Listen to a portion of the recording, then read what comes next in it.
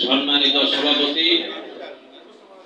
Doctor Fariduzzaman Farhad ভাই, national people's পার্টির chairman, আর উপস্থিত আছেন জাতীয় গণতান্ত্রিক পার্টি জাগপার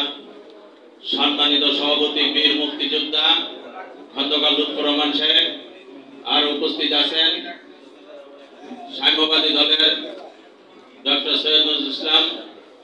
আর উপস্থিত আছেন গণতান্ত্রিক পার্টির সাদাত, আর উপস্থিত আছেন গণদলের চেয়ারম্যান এটিএম গোলাম মাওলা, ডেমোক্রেটিক লীগের সাধারণ সম্পাদক ফুকন চন্দ্র দাস, আরো অনেক নেতৃবৃন্দ, সাংবাদিক ভাইয়েরা, আসসালামু আলাইকুম ওয়া রাহমাতুল্লাহি ওয়া বারাকাতুহু। গত দীর্ঘদিন যাবত আমরা মিডিয়াতে গুজব দেখতেছি ডক্টর ইউনূস পালাই গেছে, ডক্টর ইউনূস পদত্যাগ করছে, এবং এগুলা আমরা দেখতেছি খালি মানুষ আওয়ামী লীগ চলে আসে। ইতিমধ্যে কিছু আওয়ামী লীগ গর্ত থেকে বের হয়ে আসছিল, এরা অল্প কিছু গ্রেপ্তারও হয়েছে, কিন্তু সব গ্রেপ্তার হয় নাই। ফ্যাসিজমদেরকে জায়গা করে দেওয়ার জন্য আমরা গতকালকে যে কোনো একটা দেশের ন্যাশনাল ডে দাওয়াত দিছিল। আমরা দেখেছি যে ফ্যাসিজমের যাদের ছত্র ছায়ায় এই দেশের স্বৈরাচার ফ্যাসিস্ট একটা আমার পুরা 18 কোটি জনগণের ঘাড়ে চেপে বসে আছিল একটা অবৈধ অগণতান্ত্রিক এবং জবরদখলকারী শেখ হাসিনা কে যেভাবে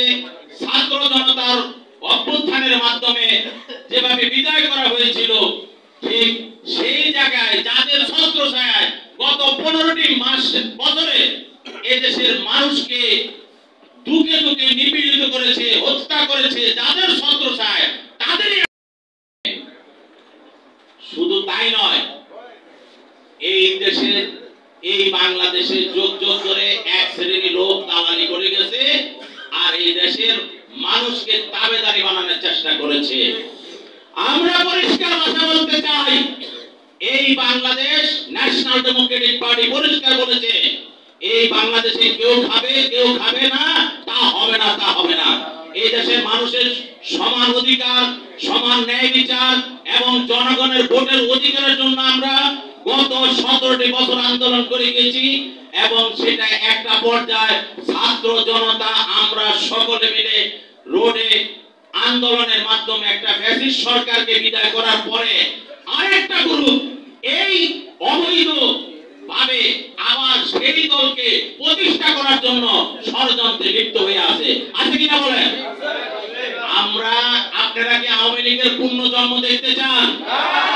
এই আওয়ামী লীগরে এই শেখ হাসিনাকে যারা 1971 সালে বাংলাদেশ স্বাধীন হয়েছিল,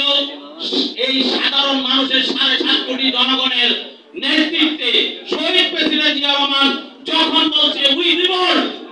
যখন বলছে আমি যুদ্ধের নামলাম, হাতে অস্ত্র নিয়ে নেমে গেছে, তখন এদেশের মানুষ একটা ভরসা পাইছে। ভরসা পাওয়ার পরে তারপরে এই স্বৈরাচার সরকারের পাকিস্তানি হানাদার বাহিনীর বিদায় হয়েছে কিনা? ঠিক তদ্রুপ আপনার 74 সালে দুর্ভিক্ষ হয়েছিল আওয়ামী লীগ, শেখ মুজিবুর রহমান ক্ষমতায় এসে যখন একদলীয় বাকশাল কায়েম করেছিল, তখন এদেশের সেনাবাহিনী আবার ছাত্র জনতার মাধ্যমে গণঅভ্যুত্থানের মাধ্যমে 15 আগস্টে একটা হত্যাকাণ্ডের মাধ্য দিয়ে এদেশে আবার বাংলাদেশকে পুনর্জন্ম দিয়েছে, দিতে কিনা? ঠিক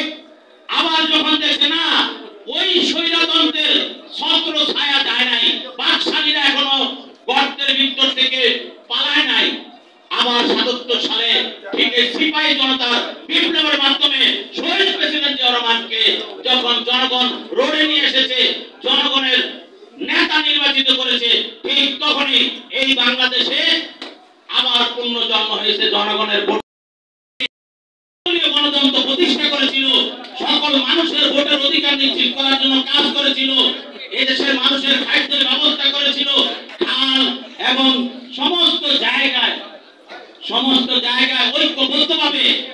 এগিয়ে জনগণকে একসাথ করে কাজ করে উনি যখন এই শেখ হাসিনাকে 81 সালে